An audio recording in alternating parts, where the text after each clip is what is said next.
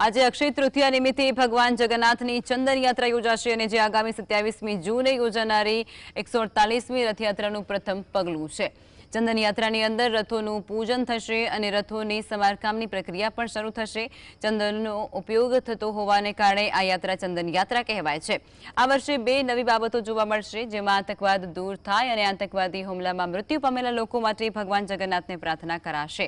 ગરમીની ઋતુનો પારો વધતા ઠંડક મળે તે માટે ભગવાને લીલા નાળિયેર અને નાળિયેર પાણી પણ અર્પણ કરાયા છે।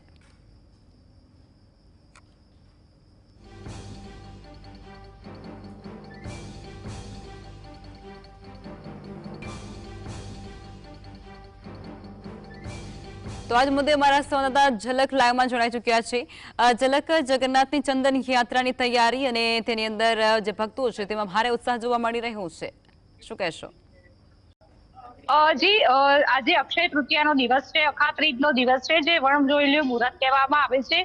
आ दिवस है ते जगन्नाथ मंदिर माटे पण विशेष महत्वनो छे, कारण के आजथी जे रथयात्रानुं जे प्रथम सोपान छे तेनो प्रारंभ थाय छे, एटले के चंदन यात्रा छे ते चंदन यात्रा योजवामां आवे छे।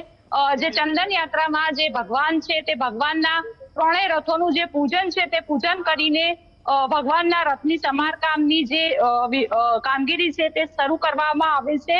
भगवान रथयात्रा दरमियान जे रथमां आरूढ़ थईने नगरचर्याए નીકળે છે તે રથોનું આજે પૂજન કરવામાં આવે છે। શાસ્ત્રોક્ત વિધિથી પૂજન અર્ચન કરવામાં આવે છે। વાત કરીશું મંદિરના ટ્રસ્ટી મહેન્દ્રભાઈ સાથે। મહેન્દ્રભાઈ, આ ચંદન યાત્રા શું વિશેષ મહત્વ છે? ભગવાન જગન્નાથજીની 148મી રથયાત્રા અમદાવાદ શહેરમાં 27મી જૂને નીકળશે। રથયાત્રા પૂર્વે ભગવાન જગન્નાથજીના ઘણા બધા પ્રસંગો હોય છે। આજે ચંદન યાત્રા પ્રસંગ છે। ભગવાન જગન્નાથજીને રથયાત્રાનો પ્રથમ સોપાન છે। એમાં ભગવાન જે રથ ઉપર સવાર થઈને નગર યાત્રાએ નીકળે છે એ રથનું સમારકામ, કલરકામ કરવા માટે કોઈ પણ જાતની એમાં ફેરફાર કરવા માટે ભગવાનની આજ્ઞા લેવામાં આવે છે અને તે હેતુથી ભગવાનને પ્રાર્થના કરવામાં આવે છે।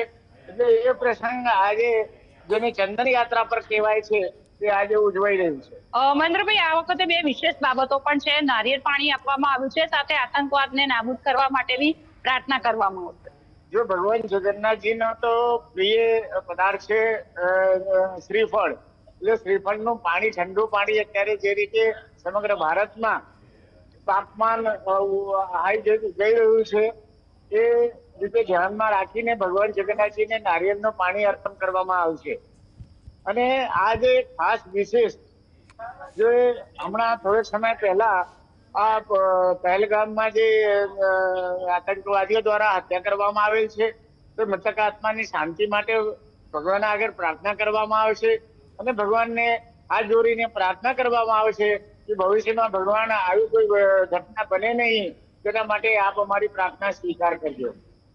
તો જે આગામી 27 જૂનના રોજ જે રથયાત્રા યોજાવાની છે તે રથયાત્રામાં ભગવાન જે રથ ઉપર આરૂઢ થઈને છે તે નગરચર્યાએ નીકળવાના છે, ત્યારે આજે આ ત્રણેય રથોનું છે તે પૂજન કરવામાં આવશે અને સમારકામની જે કામગીરી છે તે શરૂ કરવામાં આવશે। આમ કહી શકાય કે હવે રથયાત્રાની જે પ્રસંગો છે તેની શરૂઆત થઈ ગઈ છે અને આગામી દિવસોમાં છે તે જળયાત્રા વગેરે જેવી જે વિવિધ જે પ્રસંગો છે તે પ્રસંગો યોજવામાં આવશે। જી જી, ઝલક આપ જોડાયા તે બદલ આપનો